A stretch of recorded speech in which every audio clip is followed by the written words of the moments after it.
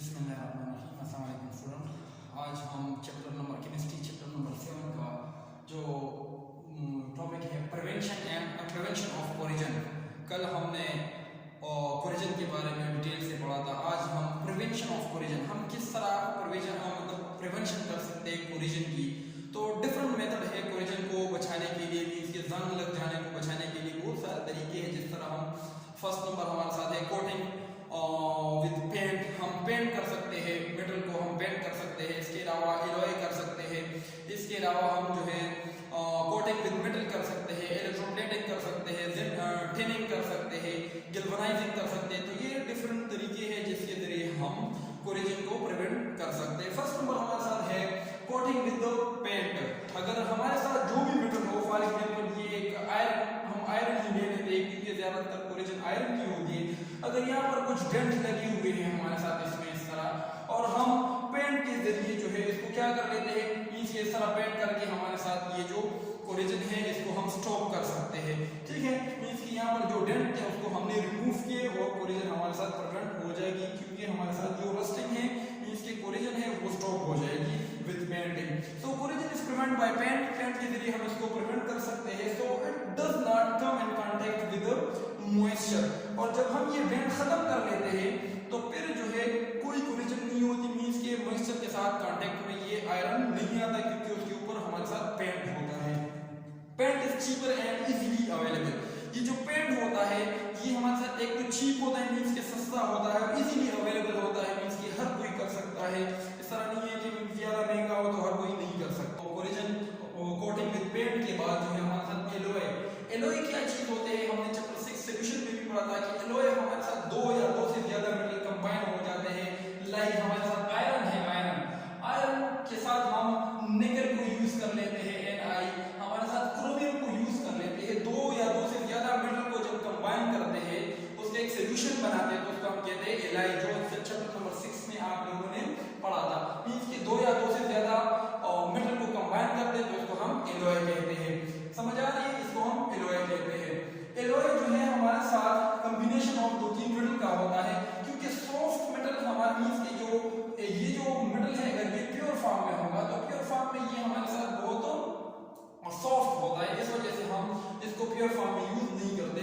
तो oxidising of metal can be reduced by alloy with other metal. हम क्या कर सकते हैं, इसकी हम एलॉय कर लेते हैं तो हम इसकी रिडक्शन को क्या कर लेते हैं, कम कर लेते हैं या खत्म कर लेते हैं। इसकी जो ऑक्सीडेशन रिडक्शन होती है तो हम इसको कम कर लेते हैं या खत्म कर लेते हैं ड्यू टू एलॉय।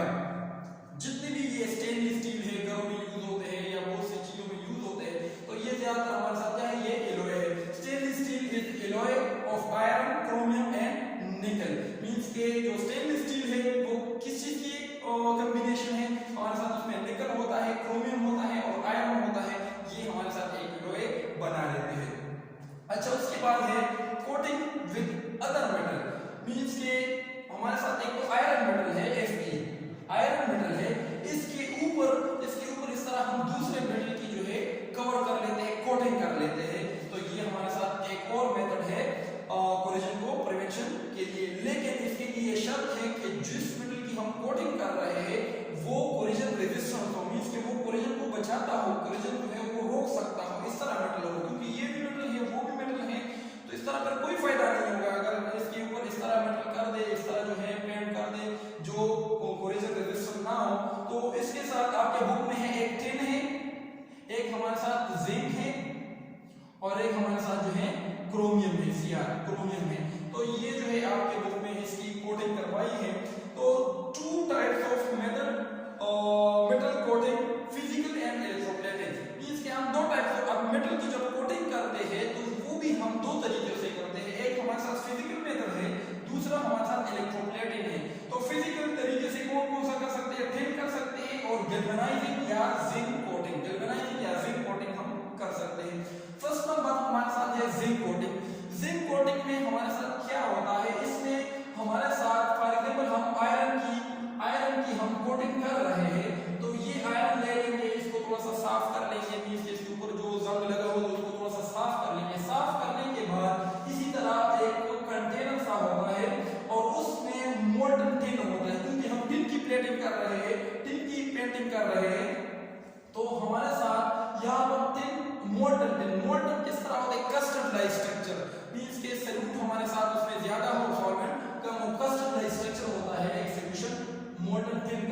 और ये जो है हम इसको डिप कर लेते हैं इसमें।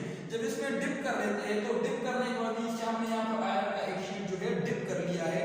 डिप करने के बाद हम इसको निकालेंगे और ये जो एक दो रूलर से लगे होंगे, मींस के गोल पहिए से लगे होंगे, रूलर से लगे होंगे, उसके वो बहुत हॉट होते हैं, उसका टेंपरेचर बहुत हाई होता है और ये जो शीट है हम इसको निकालेंगे इस तरह से, इस तरह पास करेंगे। जब पास करेंगे तो हमारे साथ टिन जो है इसके ऊपर से जो है उसकी कोटिंग हो जाएगी और जिंक जो है प्रिवेंट हो जाएगा। इसके बाद नेक्स्ट जो मेथड है जिंक कोटिंग। तो जिंक कोटिंग में भी कुछ इसी तरह का होता है कि हम एक जिंक क्लोराइड का सॉल्यूशन ले लेंगे, मींस एक बीकर में या जो है कंटेनर में जिंक क्लोराइड ले लेंगे और उसमें हमारे साथ एक शीट है आयरन का, वो इस पर डिप कर लेंगे, मींस कि ये बहुत इसको हीट दे देंगे, टेंपरेचर दे देंगे। टेंपरेचर के बाद इसको जब ये इसमें कुछ टाइम के लिए रखेंगे फिर इसे निकाल देंगे। यहाँ पर कोई दूसरा जो है बात होगा या कंटेनर होगा, उसमें हम डिप कर लेंगे, इस शीट को लेकर इस तरह डिप कर लेंगे। डिप करने के बाद कुछ टाइम के बाद निकाल लेंगे इस तरह